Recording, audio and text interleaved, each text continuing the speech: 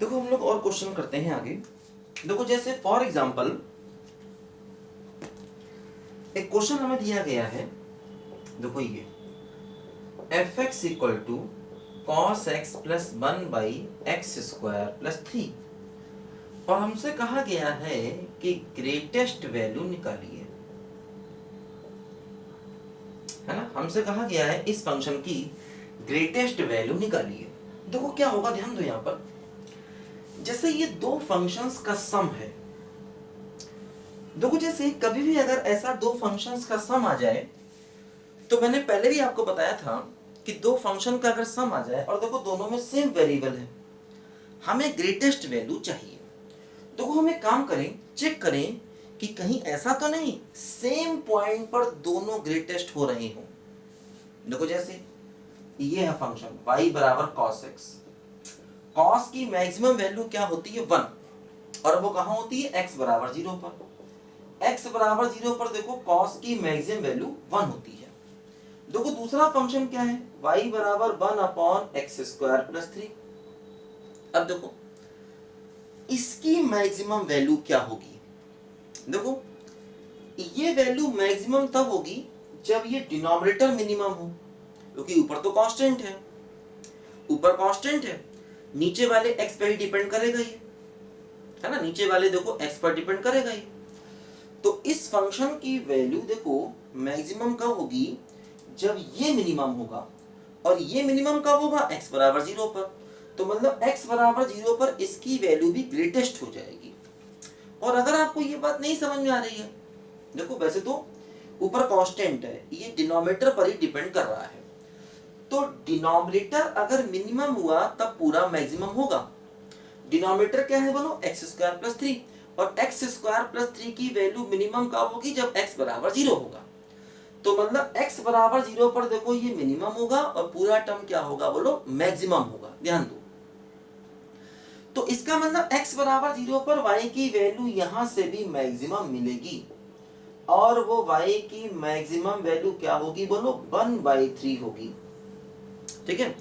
और अगर आपको ये बात ऐसे नहीं समझ में आती है, तो देखो आप इसमें एक काम कर सकते हो, इसका डिफरेंशिएशन कर दो, है ना। अगर आपको ये बात समझ में आ गई तो ठीक है, और अगर नहीं समझ में आई तो देखो इस फंक्शन का ग्राफिकल आइडिया थोड़ा ले लो। कैसे, देखो इसका डिफरेंशिएशन कर दो, क्या होगा देखो 1/x का डिफरेंशिएशन क्या होता है, -1/x², और इसको फिर से कर दोगे तो क्या आएगा बोलो 2x। ठीक है। देखो अब अगर x पॉजिटिव हुआ तो डिफरेंशिएशन निगेटिव होगा, मतलब फंक्शन डिक्रीजिंग होगा, ध्यान देना। ठीक है, क्योंकि देखो ये तो होल स्क्वायर है, होल स्क्वायर हमेशा प्लस होता है। अगर x पॉजिटिव हुआ आगे निगेटिव है तो डिफरेंशिएशन निगेटिव, मतलब फंक्शन डिक्रीजिंग।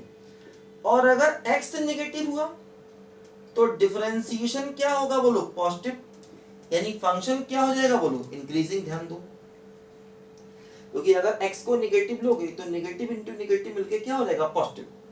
तो मतलब देखो कुछ ऐसा यहां पर है कि 0 के आगे फंक्शन डिक्रीजिंग है, और देखो 0 के पीछे फंक्शन इंक्रीजिंग है। तो कुछ इस तरह से ऐसा यहां पर हो रहा है ये, है ना। देखो 0 के आगे फंक्शन डिक्रीजिंग है और 0 के पीछे फंक्शन इंक्रीजिंग है।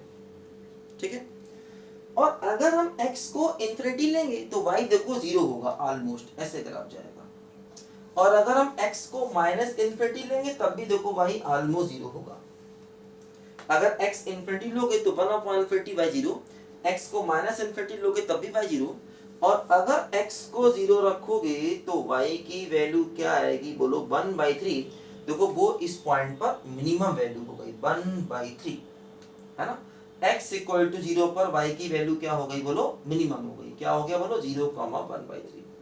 देखो ये इसका ग्लोबल मैक्सिमा है। देखो एक ही, अगर हम डिफरेंशिएशन को 0 करेंगे ना तो एक ही पॉइंट आएगा, और उस पॉइंट पर ये फंक्शन बन गया देखो मैक्सिमम, मतलब ग्लोबल में। हम चाहे तो डबल डेरिवेटिव से भी कर सकते हैं, हमने ग्राफ का आइडिया ले लिया, हम चाहे तो डबल डेरिवेटिव से भी कर सकते हैं, कैसे भी देखो बात बराबर है ना। इसी को हम फर्स्ट डेरिवेटिव टेस्ट, यही तो है।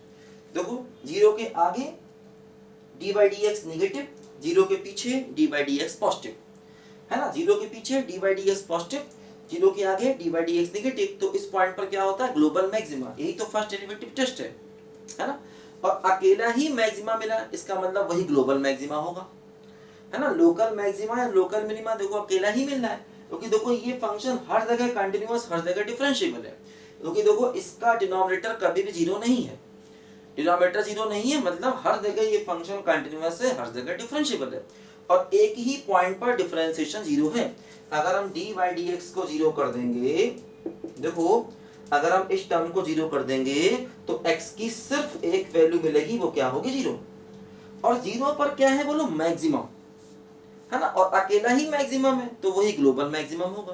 तो देखो वही हो रहा है, 0 पर ग्लोबल मैक्सिमम है, इन्फिनिटी पर वैल्यू 0 है, और माइनस इन्फिनिटी पर भी देखो वैल्यू इसकी 0 है।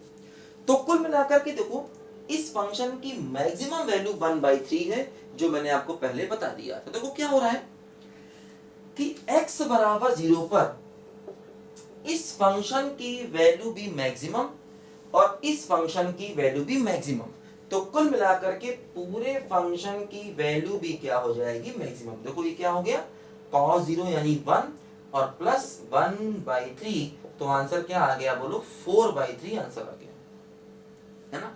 देखो अगर हम x को 0 पुट कर देंगे, अगर हम देखो x को 0 पुट कर देंगे तो cos 0 की वैल्यू क्या हो जाएगी, 1, और देखो ये वैल्यू मैक्सिमम है, और x को 0 पुट करेंगे तो इसकी मैक्सिमम वैल्यू क्या हो गई बोलो, 1/3।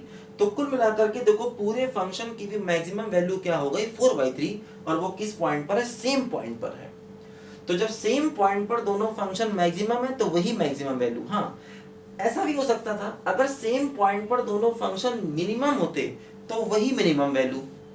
अब देखो जैसे सेम पॉइंट पर दोनों मिनिमम नहीं है, जैसे इसकी मिनिमम वैल्यू होती है -1 जो कि पाई पर होगी, जबकि x बराबर पाई पर देखो ये मिनिमम नहीं है, ये मिनिमम कहाँ है बोलो, इन्फिनिटी पर, इसलिए इसकी मिनिमम वैल्यू पाई पर नहीं आएगी, है ना। सेम पॉइंट पर दोनों मैक्सिमम है, इसलिए मैक्सिमम वैल्यू मिल गई। तो मैक्सिमम वैल्यू यहाँ से निकाली जा सकती है, मिनिमम नहीं।